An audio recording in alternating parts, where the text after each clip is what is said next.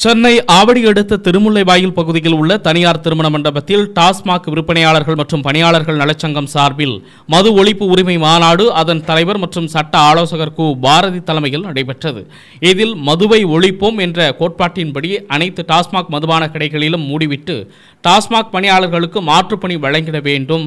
காலிப்பாட்டில் திரும்ப பெறும் திட்டத்தில் நீதிமன்றம் கூறியது போல டாஸ்மாக் பணியாளர்களிடம் கருத்து கேட்கும் குழுவின் மூலம் கருத்தை கேட்டறிந்த பிறகு பணியாளர்களின் கருத்துப்படி முடிவு எடுக்க வேண்டும். தேர்தல் வாக்குறுதிப்படி 153 நிறைவேற்றி பணி நிரந்தரம் செய்து காலமுறை ஊதியம் வழங்கிட வேண்டும். இஎஸ்ஐ திட்டத்தை அமுல்படுத்திட வேண்டும்.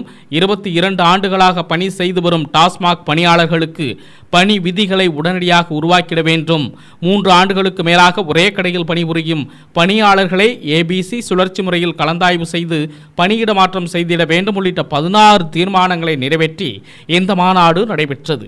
இந்த மாநாட்டில் தமிழ்நாட்டிலிருந்து 25 மாவட்டங்களுக்கு மேல் உள்ள சுமார் 500க்கும் மேற்பட்ட டாஸ்மாக் பணியாளர்கள் மற்றும் விற்பனையாளர்கள் கலந்து கொண்டு தங்கள் கருத்துக்களை பதிவு செய்தனர். மேலும் சங்க வளர்ச்சிக்காக நிதியினையும் தலைவரிடம் வழங்கி சிறப்பித்தனர். நிகழ்ச்சிக்கு பின் செய்தியாளர்களை சந்தித்த சிறப்பு தலைவர் பாரதி கூறுகையில் இவ்வாறு தெரிவித்தார். இன்றைக்கு அக்டோபர் 2 காந்தி பிறந்த நாளிலே மதுவை ஒழிப்போம் மக்களை காப்போம் என்ற முழக்கத்தோடு இன்னைக்கு தமிழ்நாடு டாஸ்மாக் விற்பனையாளர் சங்கம் இன்றைக்கு சென்னையிலே விற்பனையாளருக்குண்டான பணியாளருக்குண்டான உரிமை மாநாட்டை இங்கே நடத்தி கொண்டிருக்கிறோம். இந்த நேரத்தில் தமிழ்நாடு முழுக்க இன்றைக்கு பல பேர் இளைஞர்கள் இன்றைக்கு குடிப்பழக்கத்துக்கு ஆளாகி கொண்டிருக்கிறார்கள். பெருமளவுக்கு இன்றைக்கு தமிழ்நாட்டு மக்கள், எளிய மக்கள் இன்றைக்கு டாஸ்மாக் கடைகளால் பாதிக்கப்பட்டு கொண்டிருக்கிறார்கள்.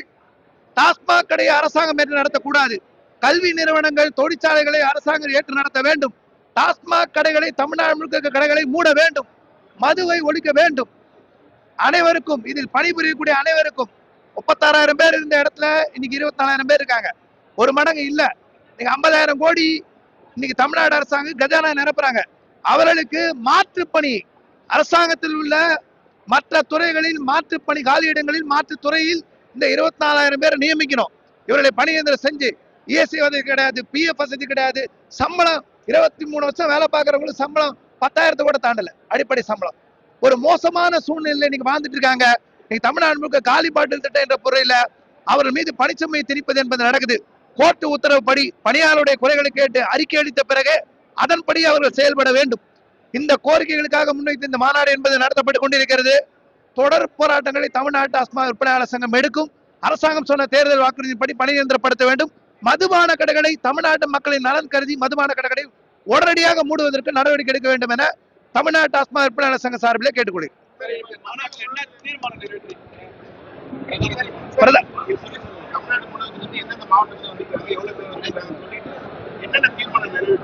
தமிழ்நாடு முழுக்க 25க்கு மேற்பட்ட மாவட்டங்கள்ல இருந்து வந்திருக்காங்க. இந்த பக்கம் நீலகிரியில ஆரம்பிச்சு, இந்த பக்கம் திருநெல்வேலியில் ஆரம்பிச்சு பல்வேறு மாவட்டங்கள்ல இருந்து இந்த இடத்துல ஆயிரக்கணக்கானோர் இங்க பங்கு பெற்றிருக்கக்கூடிய மாநாடா இருக்கு. முதல் தீர்மானமாகவே தமிழ்நாடு முழுக்க இருக்கக்கூடிய டாஸ்மாக் கடைகளை மூடி அதில் பணிபுரியக்கூடிய விற்பனையாளர்களுக்கு, பணியாளர்களுக்கு மாற்று பணி இடம் அரசு வேலையில் வழங்க வேண்டும். அரசு ஊழியருக்கு இணையான ஊதியத்துடன் வழங்க வேண்டும் என்பது முதன்மையான கோரிக்கை. பணி நிரந்தரம், இஎஸ்ஐ, பிஎஃப் வசதி, காலிப்பாட்டில் திட்ட கோர்ட்டு உத்தரவுப்படி உட்பட பல்வேறு அடிப்படை கோரிக்கைகளை நாங்கள் முன்வைத்து தீர்மானம் ஏற்றி அரசாங்கம் உடனடியாக தேர்தல் வாக்குறுதியின் படி பணியந்திரப்படுத்த வேண்டும் என்பதை தீர்மானமாக ஏற்றியிருக்கிறோம்.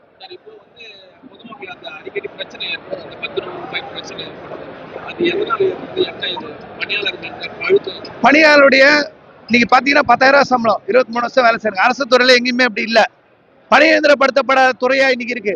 23 வருஷம் ஒரு இன்னைக்கு இருக்கக்கூடிய ஒரு கார்பரேஷன்ல பணியந்திரப்படுத்தாம இருக்காங்கன்னா அந்த டாஸ்மாக் துறை தான். இப்ப இந்த 10 ரூபாய்க்கு ஒரு விடுதலை வேணும். 10 ரூபாய் ஜனங்கிட்ட வாங்கக்கூடாது அப்படின்னா அவங்கள பணியந்திரப்படுத்தி மாற்று வேலை கொடுக்கும்போது, அரசு வழி இணையா கொடுக்கும்போது ஜனங்கிட்ட இந்த 10 ரூபாய் வாங்குறது ஒழியணும். 10 ரூபாய் ஒழியணும், 10 ரூபாய் இருக்கக்கூடாதுன்றது எங்களுடைய சங்கத்தினுடைய முதன்மையான ஒரு நோக்கம்.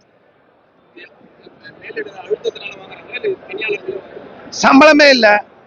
சம்பளம் யார் கொடுப்பாங்க? பொதுமக்கள் கொடுக்குற சம்பளத்துல இருந்து தான் இன்னைக்கு வாழக்கூடிய சூழ்நிலைன்றது இருக்கு. அது ஒழிக்கப்படணும் நாங்க விரும்புறோம்.